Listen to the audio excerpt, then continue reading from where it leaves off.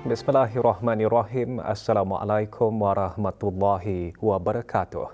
Dulian Teramat Mulia Paduka Seri Pengiran Muda Mahkota Pengiran Muda Haji Al-Muhtadi Billah Ibni Kebah Dulia Maha Mulia Paduka Seri Baginda Sultan Haji Hassanah Bolkiah Muizzadin Wad Daulah Menteri Kanan di Jabatan Perdana Menteri berkenan berangkat menyaksikan perlawanan Liga Super Malaysia 2025-2026 antara DPMM FC dan Negeri Sembilan FC. Berangkat sama adinda dan anaknya Dulian Teramat Mulia Paduka Seri Pengiran Muda Abdul Malik dan Yang Teramat Mulia Pengiran Muda Muhammad Aiman. Perlawanan berlangsung malam tadi di Stadium Negara Hassanah Bolkiah, Berakas. Keberangkatan Dulian Teramat Mulia dijunjung oleh Yang Berhormat Datuk Seri Setia Haji Awang Nazmi Muhammad, Menteri Kebudayaan Belia dan Sukan. Perlawanan berkesudahan DPMM-FC 2, Negeri Sembilan FC 2. DPMM-FC akan meneruskan saingannya menentang Kuching City FC di Stadium Negeri Kuching pada 22 hari bulan ini. Daripada Joseph Russell, terus ke dalam gawang lawan. Dan Jordan Murray untuk menyamakan kedudukan satu sama di Stadium Negara Hassanah Bolkiah ini. Pasan dapat dilakukan dan Lukman Jawa Motika terus menghukum kesilapan. Jordan Murray untuk kebangkitan kali kedua buat Yang Teramat Mulia Paduka Seri Pengiran Anak Isteri Pengiran Anak Sarah binti Pengiran Haji Saleh Abrahaman kemarin berangkat menyertai acara larian Victory Athletes VA 2025 edisi Takaful Brunei bagi kategori corporate 10 km. Berangkat sama Yang Teramat Mulia Paduka Seri Pengiran Anak Puteri Hajah Hafizah Suroro Bolkiah binti Kebah Dulia Maha Mulia Paduka Seri Baginda Sultan Haji Hassanah Bolkiah Muizzadin Wad Daulah yang menyertai larian bagi kategori 5 km. Acara diadakan di Bandar Seri Begawan. Larian disertai oleh lebih 1,700 peserta sebagai sebahagian daripada inisiatif tanggungjawab sosial. Victory Athletes turut menyumbangkan $1 Brunei bagi setiap pendaftaran kepada unit Learn An-Nur Harapan bagi menyokong pemerkasaan komuniti. Yang Teramat Mulia Paduka Seri Pengiran Anak Isteri berkenan menyempurnakan pengurniaan hadiah kepada para pemenang bagi setiap kategori. Ketuan gambar 1. Penanaman 105 pokok berbagai jenis di Taman Jubli Perak Sultan Haji Hassanah Bolkiah merupakan usaha dalam menjadikan Bandar Seri Begawan sebagai bandar dalam taman di samping menyumbang kepada usaha mitigasi perubahan iklim. Diadakan bersempena memperingati ulang tahun penukaran nama Bandar Brunei menjadi Bandar Seri Begawan yang ke-55. Aktiviti penanaman pokok berlangsung kemarin. Menyempurnakan penanaman 3 anak pokok Busida Green Yang Berhormat Datuk Seri Setia Awang Haji Ahmadin bin Haji Abdul Rahman, Menteri Hal Ehwal Dalam Negeri, juga hadir ahli-ahli Majlis Mesyuarat Negara dianjurkan oleh Jabatan Bandaran Bandar Seri Begawan dengan kerjasama Bank Islam Brunei Darussalam. Aktiviti diselajurkan dengan pemeliharaan kawasan awam termasuk mengecat fasiliti awam, memotong rumput dan pembersihan kawasan sekitar.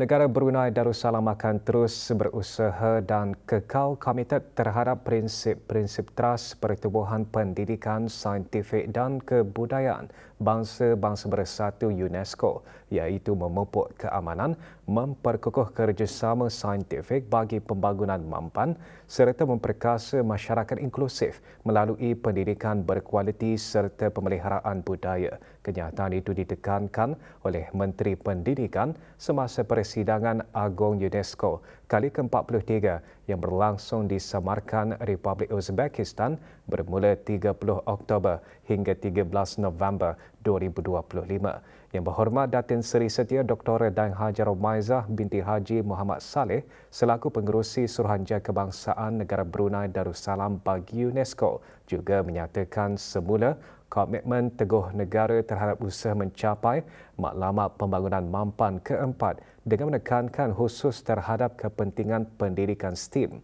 dan kemahiran berdaya saing masa hadapan.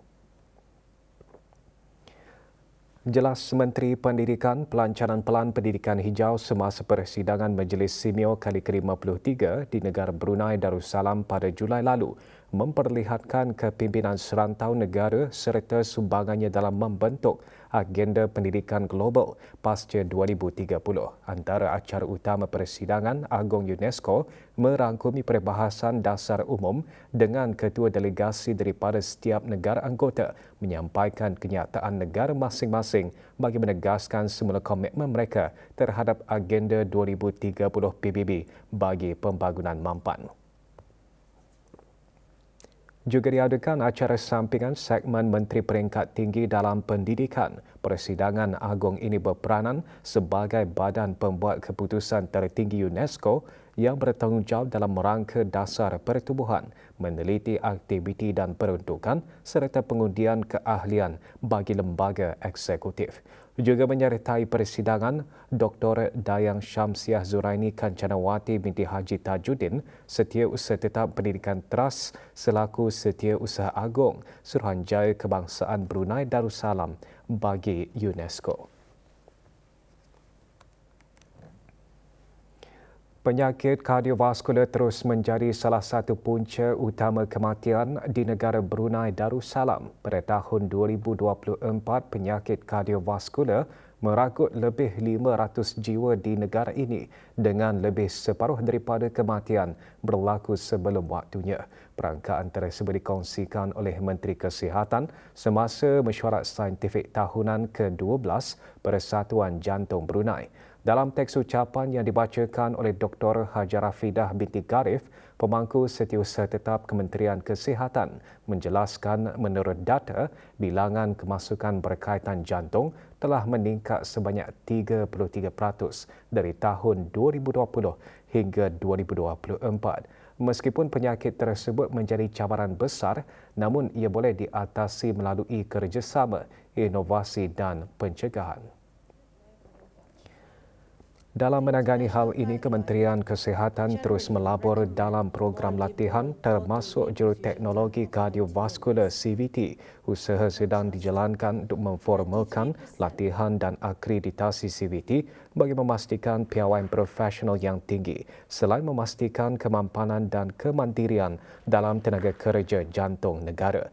Acara diteruskan dengan penyampaian penganugerahan Fellow of Cadet 2025 dan pleno bertajuk Beban Penyakit Kardiovaskular di Asia Tenggara, Wawasan bagi Pencegahan daripada Singapura. Acara berlangsung di Pantai Jerudong Specialist Centre, PJSC. Jumlah perdagangan bagi bulan Ogos 2025 adalah sebanyak 1,708.8 juta dolar Brunei yang terdiri daripada ekspor berjumlah 1,111.7 juta dolar Brunei dan import berjumlah 597.1 juta dolar Brunei. Penyumbang utama kepada nilai ekspor adalah bahan api galian diikuti oleh bahan kimia dan jentera dan kelengkapan pengangkutan. Pasaran ekspor utama adalah Australia diikuti Republik Rakyat China dan Singapura. Komoditi ekspor terbesar ke negara-negara tersebut adalah bahan api galian dan bahan kimia. Manakala tiga komoditi impor utama adalah bahan api galian diikuti oleh jentera dan kelengkapan pengangkutan dan makanan. Sumbangan terbesar akan dagangan import adalah dari Malaysia, diikuti Emirat Arab Bersatu, Australia dan Republik Rakyat China. Komoditi impor utama daripada rakan dagangan adalah bahan api galian, makanan dan bahan kimia.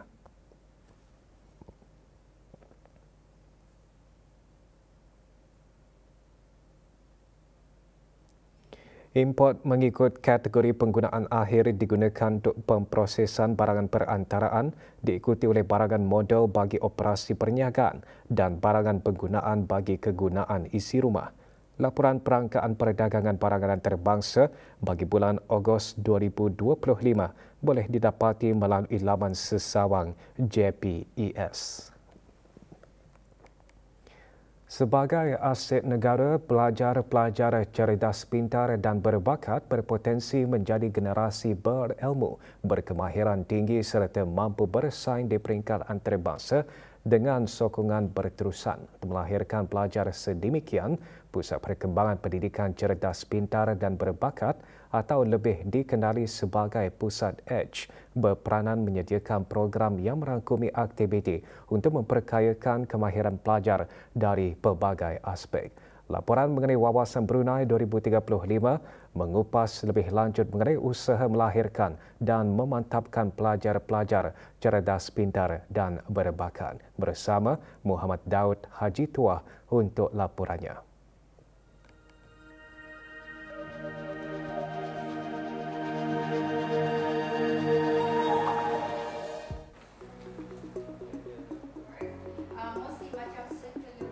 Melalui sokongan berterusan peluang pembelajaran yang berinovasi dan penerapan nilai-nilai murni, pelajar cerdas pintar dan berbakat berpotensi besar menjadi pemimpin masa hadapan yang berintegriti, berwawasan dan mampu menjulang nama negara Brunei Darussalam di persada antarabangsa.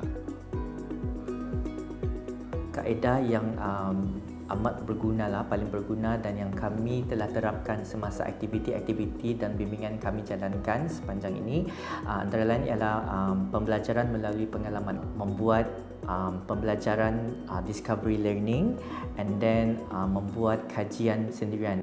Dengan potensi dan bakat pelajar yang dimiliki oleh pelajar cerdas pintar, mereka boleh menjadi sumber inspirasi dan motivasi kepada pelajar-pelajar lain. Jadinya secara tidak langsung pelajar-pelajar lain juga terdorong untuk berusaha bersungguh-sungguh dan gigih bagi mencapai kejayaan setanding dengan pelajar-pelajar cerdas pintar. Kejayaan pelajar cerdas pintar dan berbakat meraih pingat dan anugerah pada program dan pertandingan di peringkat antarabangsa membuktikan pelajar-pelajar negara mampu bersaing dan setanding dengan pelajar-pelajar antarabangsa.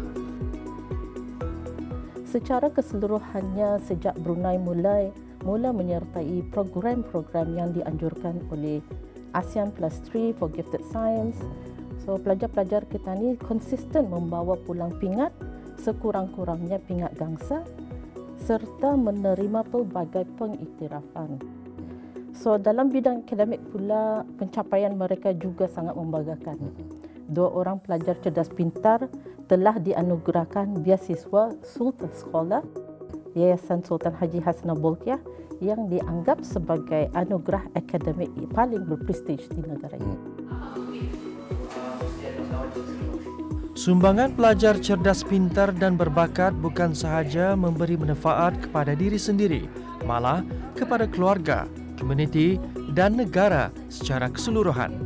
Ini seiring dengan hasrat Wawasan Brunei 2035, iaitu melahirkan rakyat yang berpendidikan tinggi, berkemahiran serta diiktiraf di peringkat antarabangsa.